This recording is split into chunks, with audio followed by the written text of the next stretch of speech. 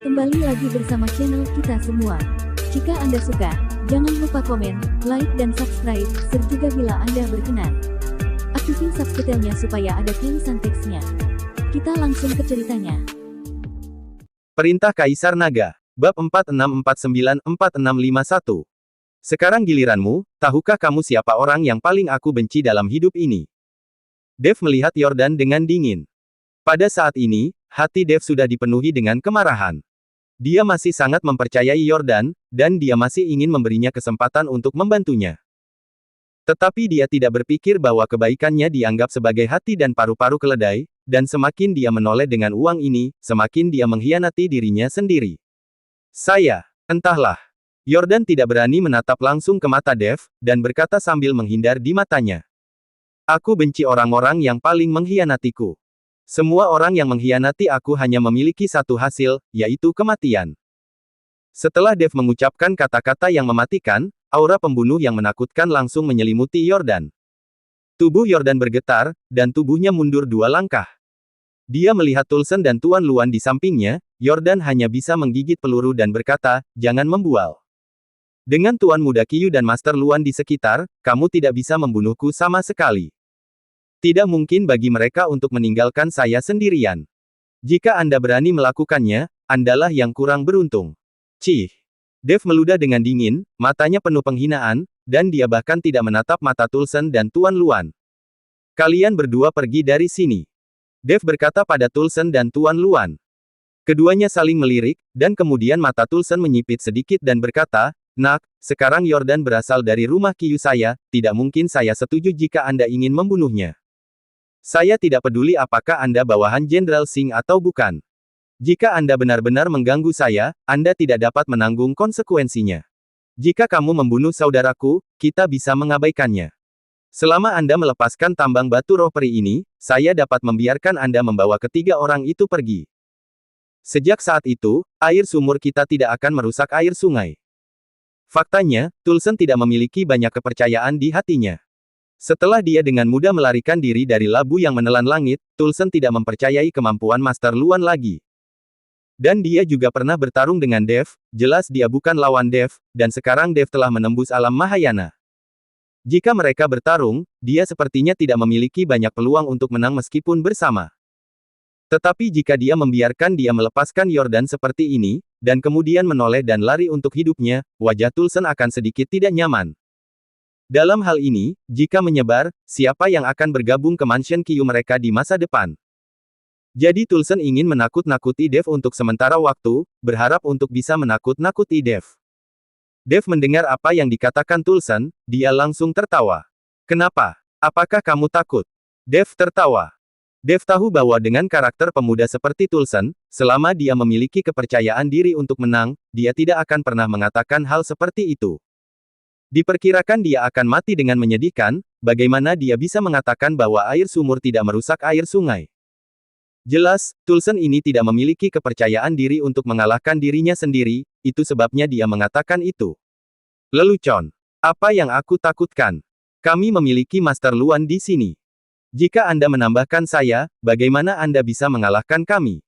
Aku hanya memberimu kesempatan, jika kamu tidak menginginkannya, jangan salahkan aku karena bersikap kasar. Tulsen pura-pura tenang dan mengejek. Kalian berdua hanya kentut di mataku, jangan bicara tentang kalian berdua, bahkan jika kalian bertiga pergi bersama, aku masih meremehkanmu. Ada ejekan dan penghinaan dalam nada Dev. Nada ini langsung membuat marah Tulsen. Sebagai putra tertua Mansion Qiyu, bagaimana dia tidak bisa begitu marah? Seperti kata pepatah, seorang prajurit bisa dibunuh, tapi tidak dipermalukan. Yordan, Tuan Luan, kita bertiga bergabung. Kita harus membunuh anak ini hari ini.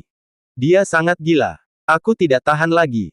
Tulsen juga memanggil Yordan, lagi pula, satu orang lagi, satu kekuatan lagi.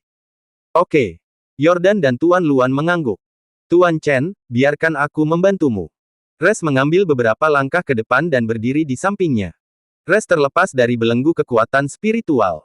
Meskipun kekuatannya belum sepenuhnya pulih, dia tidak bisa melihat satu orang melawan 3 orang. Sebaiknya kamu melindungi adikmu dan Melanie, hanya 3 sampah ini, aku sendiri sudah cukup.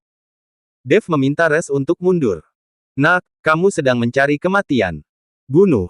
Tulsen berteriak, dan memimpin menikam ke arah Dev dengan pedang.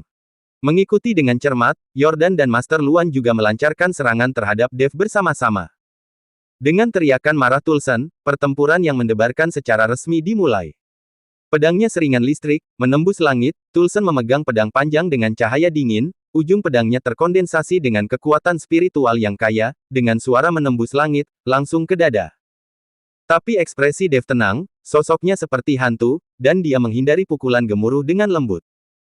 Pada saat yang sama, tangan kanannya dengan cepat menyembul, cahaya guntur di telapak tangannya berkedip-kedip, dan dia menghantam tulang rusuk samping Tulsen. Boom!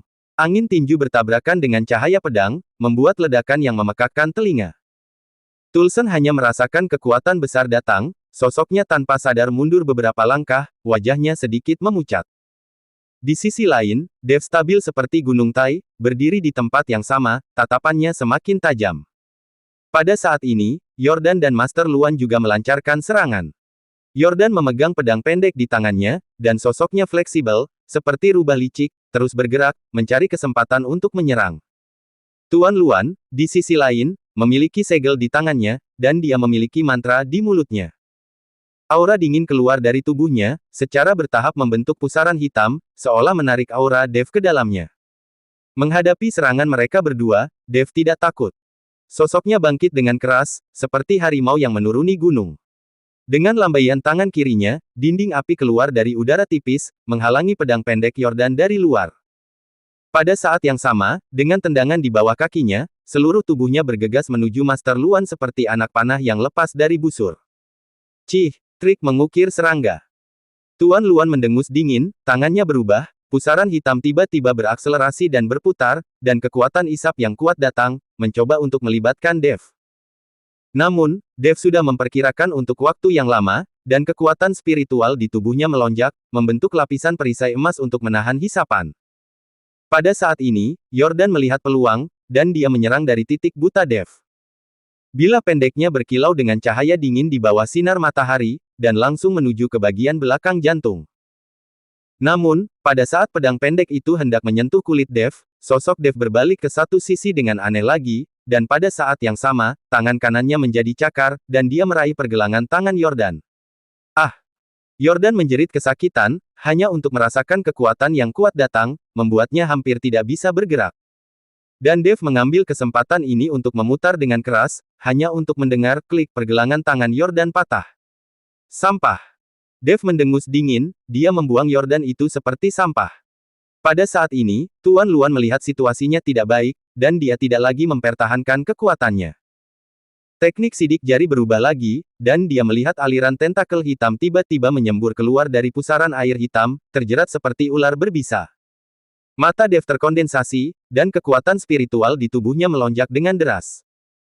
Dengan lambaian tangannya, nyala api keemasan menyembur dari telapak tangannya, langsung membakar tentakel hitam itu.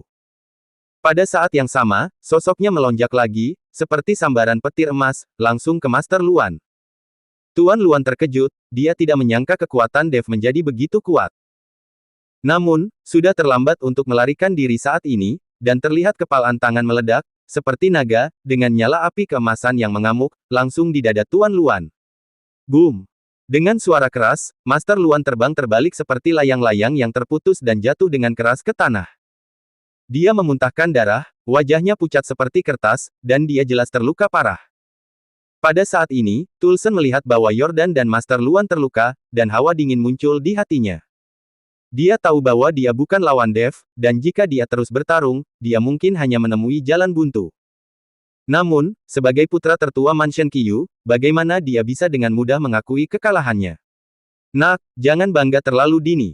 Ayah saya adalah penguasa Mansion Qiyu, dia seperti awan. Bahkan jika saya mati di sini hari ini, Anda tidak akan bisa pergi hidup-hidup. Tulsen berteriak dengan tegas. Dev mendengar ini, dia tidak bisa menahan tawa, cih, lalu kenapa dengan penguasa Mansion Qiyu? Hari ini saya akan mengeluarkan Anda dari tempat sampah ini terlebih dahulu. Setelah berbicara, sosok Dev bangkit kembali dengan keras, seperti singa yang marah, bergegas menuju Tulsen. Setelah melihat ini, Tulsen sangat ketakutan sehingga dia berbalik dan melarikan diri. Namun, bagaimana kecepatannya bisa dibandingkan dengan Dev? Terlihat kilatan sosok, Dev muncul di depan Tulsen dan meledak dengan pukulan. Boom! Tingu angin itu seperti listrik, dan langsung mengenai dada Tulsen. Tulsen hanya merasakan kekuatan besar datang, dan seluruh tubuhnya terbang terbalik seperti layang-layang yang terputus, dan jatuh dengan keras ke tanah. Dia memuntahkan darah dan matanya melebar. Dia jelas terluka parah dan telah kehilangan efektivitas tempurnya. Pada saat ini, Res, Melanie, dan Grace, yang menyaksikan pertempuran dari samping, mau tidak mau merasakan kekaguman di hati mereka. Mereka tidak menyangka bahwa kekuatan Dev begitu kuat sehingga mereka bisa mengalahkan 3 Master Alam Mahayana sendiri. Res melihat sosok heroik itu, dan mau tidak mau bersukacita di dalam hatinya. Dia beruntung dia memilih untuk mengikuti Dev sejak awal, jika tidak, dia khawatir dia sekarang telah menjadi jenderal yang dikalahkan Dev. Melanie memandang Dev dengan kagum. Dia belum pernah melihat pria heroik seperti Dev sebelumnya, dan dia tidak bisa menahan diri untuk tidak merasakan sedikit pun kasih sayang terhadap Dev di dalam hatinya. Namun, dia juga tahu bahwa sekarang bukan waktunya untuk mengekspresikan perasaannya, dan dia hanya bisa mengubur rasa ini dalam-dalam di dalam hatinya. Grace memandang Dev dengan jantung berdebar. Meskipun dia tahu kekuatan Dev sangat kuat, dia tidak bisa menahan keringat untuknya ketika dia melihatnya bertarung sengit dengan Tulsen dan 2 lainnya. Baru setelah Grace melihat bahwa Dev akhirnya mengalahkan Tulsen dan yang lainnya, dia menarik napas lega. Matanya melihat Dev dengan penuh kekaguman. Ini adalah apresiasinya yang paling intuitif terhadap kekuatan Dev. Seperti kata pepatah, wanita cantik menyukai pahlawan. Jika Grace mengusulkan sesuatu yang tidak dapat dipisahkan darinya saat ini, Grace pasti tidak akan menolak, dan dia pasti akan berinisiatif untuk memenuhinya. Aku tidak butuh senjata untuk memukul 3 sampah kecil seperti kalian. Dev melihat Tulsen dan yang lainnya yang jatuh ke tanah, dia mendengus dingin. Tulsen dan yang lainnya yang jatuh ke tanah dan terluka parah, melihat Dev di depan mereka, seperti melihat iblis, mata mereka penuh ketakutan. Terutama Yordan, dia pikir Tulsen dan Master Luan bisa melindunginya. Sekarang sepertinya jika dia terlalu memikirkannya, dia takut bahkan 3 jenderal binatang besar itu akan berjuang dengan kekuatan mereka saat ini. Dev. Oh tidak, Tuan Chen, kakek Chen. Selamatkan nyawaku, tolong selamatkan nyawaku. Yordan menyeret tubuhnya yang terluka parah, merangkak ke kaki Dev, dan terus mengikuti Dev memohon belas kasihan. Pada saat ini, semakin banyak peluang yang Anda miliki, semakin Anda tidak peduli dengan wajah atau wajah. Sangat penting untuk menyelamatkan hidup Anda. Dia terus memohon belas kasihan, dan dia mulai memanggil Dev kakek menyelamatkan nyawanya. Yordan tidak bisa mengandalkan Tulsen dan Master Luan lagi. Mereka sama-sama terluka oleh telapak tangan Dev. Apakah Anda mengandalkan Mansion Qiyu sekarang? Sejauh menyangkut identitasnya saat ini, saya khawatir meskipun Tulsen benar-benar datang, dia mungkin tidak dapat menyelamatkannya. Yordan menyesalinya sampai mati pada saat ini. Dia benar-benar tidak menyangka bahwa kekuatan Dev akan sangat menakutkan. Jika dia tidak membelot ke Mansion Qiyu dan tidak memberitahu Tulsen tentang tambang batu roh peri, maka pada saat ini dia pasti sudah mengikuti Dev, menambang batu roh peri dan menghasilkan banyak uang. Tapi di mana di dunia ini obat penyesalan dijual? Yordan, apakah kamu sekarang tahu bahwa pilihanmu salah? Dev. Lihat ke arah Yordan, dia bertanya dengan tenang. Saya tahu, saya salah, saya benar-benar salah. Saya bersedia mengikuti Tuan Chen dengan setia dan menambang batu roh peri ini untuk Anda. Saya tidak akan membaginya dengan Anda, dan semua batu roh peri yang ditambang akan diberikan kepada Anda, selama Anda bersedia membuat saya tetap hidup. Yordan bersujud dengan putus asa. Untuk menyelamatkan nyawanya, dia rela melakukan apa saja. Dev melihat Yordan yang meminta maaf untuk belas kasihan, tidak ada gerakan di matanya, sebaliknya, aura pembunuh di tubuhnya menjadi semakin kuat.